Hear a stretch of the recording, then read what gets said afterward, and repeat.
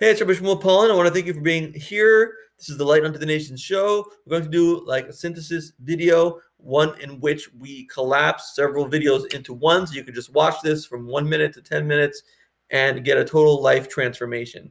So we're going to start off by saying, how do we live our life to the fullest? And the first thing you want to do is start living it in the present, because most people are spending their life thinking about the past, thinking about the future, and they're missing out on the real gold, which is in the present moment.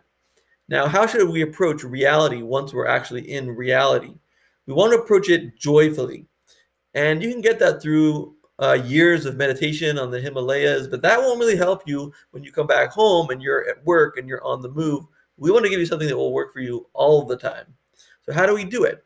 Well, think of it as a book being read to you where you have a word and a space and a word and a space and a word and a space. That's like your life. You're going to have an event and then a space and then another event and then a space and another event. And what you want to do is you want to approach each event like it's a lesson or a story or a game. So if I'm opening my fridge today, I'm going to look at it as a lesson to open myself up to all that life has to offer me.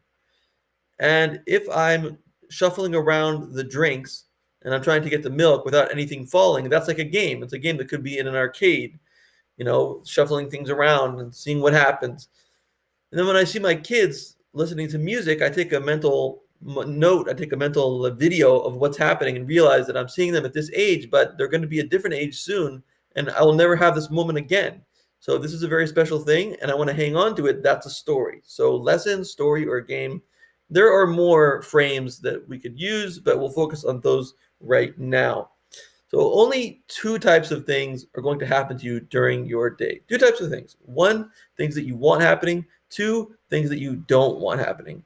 And it could be the smallest things, like my prayer shawl fell off my shoulder the other day, and that was a small thing, but it was an event, and I didn't want it to happen. So it goes in category two. So if we're in category two, we need to go back to the story, game, lesson type of approach. A more carefully crafted story is a movie, because there we have a director, we have a choreographer, we have everything going in a certain way, and everyone's in a certain place, and everyone's doing certain lines. And so if you're talking about looking at the world as a story, you can also look at it as a movie, and that's even going to be more powerful. Um, if you have a bad situation, like your house is a mess and there are guests coming for dinner, and you have to get it all cleaned up before the doorbell rings, well, how is that different from Michael Jordan shooting a jumper at the buzzer and seeing if it goes in so they win the game or not? You are playing that game. You are in that movie. You are doing it. You are making it happen, and you are the hero of the situation. And that's what you want to be when negative situations hit. You be the hero. And even if you don't succeed as the hero, it makes for a great story. Just like Romeo and Juliet makes for a great story, even though it ends very badly. Your situation might end badly, but that doesn't take away from the fact that it is a story.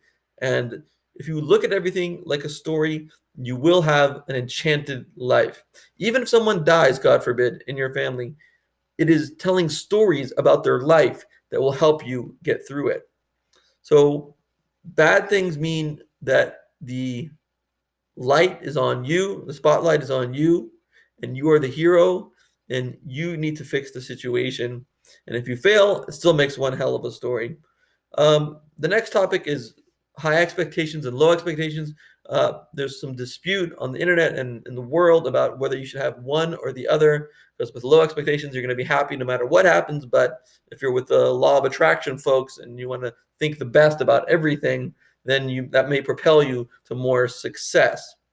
So the answer to this conundrum was answered by my mentor, the Lubavitcher Rebbe, and he talked about how the Jews in the Holy Temple were allowed to light the menorah, but they were not actually allowed to go into the area where the menorah was. So what's the point of that? What's the point of being able to light the menorah if you can't go to where the menorah is? So the answer is what they could do. I don't know if they ever actually did do this, but it's hypothetical. They can take a long stick with it lit at the end from where they're standing in the unholy area into the holy area and light the menorah like that. And this teaches us about low expectations and high expectations, because the Jew is standing in an unholy area. He has not gotten to the highest heights yet, but he is standing there with 2 feet on the ground. He's staying where he is. And that means you have to be totally okay with where you are right there at that moment in that reality. But at the same time, you got to send your stick all the way into the Holy of Holies. You got to strive to the highest heights and light that menorah anyway. Go to the highest heights, even though you have 2 feet firmly planted on the ground. So you don't just have to have one expectation. You can actually have 2 expectations or 5 expectations or 10 expectations, depending on what circumstance you're headed for. You can expect all of them. If you are in an election, you have to have an expectation about losing. What will you do when you lose? How will you help the city, the country, the world, when you're outside, the holy, when you're outside, how will you be able to help the world anyway, even though you lose? And in that sense, you'll always have a happy life because your expectations are low, so you're ready for anything negative that happens. And you're also propelling yourself to success by thinking the best. You want to shoot for the stars and land on the moon if that's where you land up, as Harvey T. Eker says. Um, I believe, it's my opinion, that you will benefit in your life from a strong belief in God, because that means your story is directed, that it has a director, it has a choreographer, it has specific actors that are meant to say lines that go exactly with your lines. If everything is about evolution and things being random, there is no movie, there is no story, there is no lesson. You get nothing from what life has to teach you. But what I'm offering you is that every moment of your life can be an event that's meaningful and powerful, and that you will learn lessons and you will participate in stories. You'll be the star of certain dramatic events. I'm offering you a whole life that really requires a belief in God, because you have to believe that someone or something is smart and is smarter than you and can teach me a lesson. And indeed, God is a wonderful storyteller and teacher, and also a playmate. God is a playmate. He plays games with us, and we have to recognize them as games and recognize that there's a God, that there's a director, that what's happening in front of me actually makes sense. Um, and do you want to fear God? I think fearing God has its benefits. You can be part of a house of worship, and you'll have more community.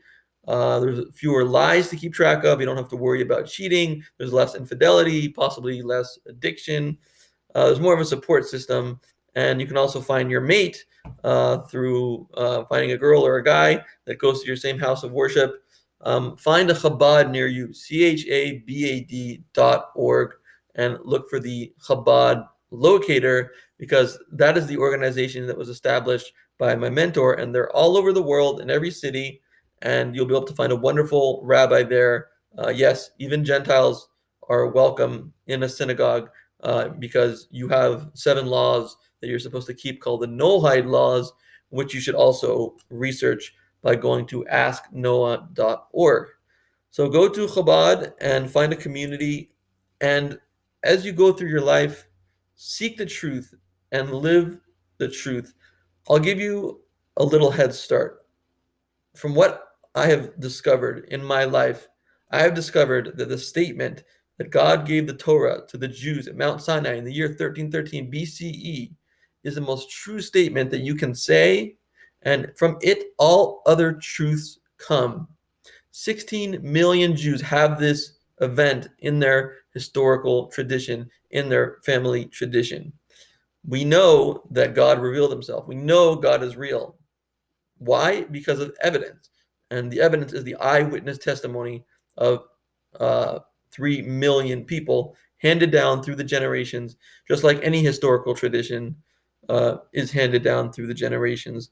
The Bible can be confusing to some or confounding, and you just need some of the oral tradition, just as any document has an oral tradition of its tradition surrounding it, giving it context, showing us the culture. Um, the Torah, the Bible, has that as well. So you need the oral tradition, which you can get at the Chabad.org. And I wish you a truly meaningful, joyous life, which I think you'll have if you take this advice. As you go through this life with all these lessons and games and stories and fun, don't forget to smile and don't forget to dance. God bless.